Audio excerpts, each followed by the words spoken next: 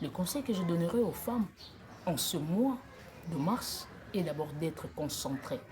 Parce que la majorité de femmes, pendant le mois de mars, elles aiment bien se donner dans des festivités, d'aller dans des festivités, elles aiment bien festoyer. Au lieu de festoyer les femmes, nous devions d'abord, pendant ce mois de mars, se poser 3 questions. Où étions-nous? Où sommes-nous? Et où allons-nous? Nous étions dans une époque où on était sans valeur, sans droit, déconsidérés, inutiles dans la société, comme des femmes traditionnelles, sans droit, sans devoir. Notre activité n'était que la lessive, la vaisselle, la cuisine. On n'avait pas de mots à dire. Mais maintenant, là, nous sommes à l'époque où la femme a réduit la limite qui l'a séparée de l'homme. Elle s'est approchée vers l'homme. On la trouve dans tous les rouages de la vie, dans le domaine politique, dans le domaine juridique, dans le domaine militaire. Donc la femme a maintenant de la valeur et elle est considérée.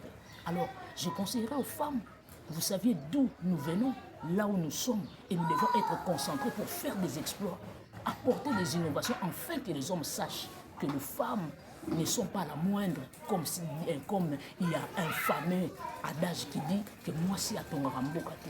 Alors nous devons prouver le contraire, que la femme est capable d'apporter des innovations et que les hommes disent que la femme est un être rare et exceptionnel. Le message que je donnerai aux femmes qui sont en train de subir des conséquences catastrophiques, désastreuses, néfastes à l'est du pays, est que aucune situation reste éternelle sur cette terre, si ce n'est que la divinité, la supériorité et la prédominance de notre Dieu créateur Adonai. Dans des années 77-78, on n'a pas connu cette guerre. Alors, on était dans la paix. C'est une situation qui est arrivée et qui prendra fin. Comme ça a commencé, ça finira par prendre fin. Nous croyons d'abord au Jéhovah Shalom qui instaure la paix, qui instaurera la paix à l'est du pays. Et puis, nous croyons encore à notre armée et à l'armée céleste qui est l'armée par excellence. Nous n'avons pas des armes à destruction massive. Nous n'avons pas vraiment une forte armée. Mais, grâce à Dieu, à l'armée céleste, tout pourra changer. Même les mamans qui sont violées à l'est du pays, je peux leur dire, elles sont vraiment choquées psychologiquement. Mais il y a un temps pour toutes choses. Il y a un temps où la guerre prendra fin et le sourire, elles vont reprendre le sourire. Donc, Dieu nous fera grâce. Nous avons la foi et une vive conviction qu'il y aura la paix à l'est du pays et il y aura même des centres de renforcement des capacités pour nos femmes. Même les femmes analphabètes qui ne savent ni lire ni écrire, elles vont reprendre, elles vont apprendre car il n'est jamais tard de se reconstruire. Les femmes à l'est du pays, il ne faut pas pleurer. Nous croyons en Dieu, nous croyons au miracle. Jéhovah Shalom existe et il va soutenir notre armée et nous verrons le résultat positif.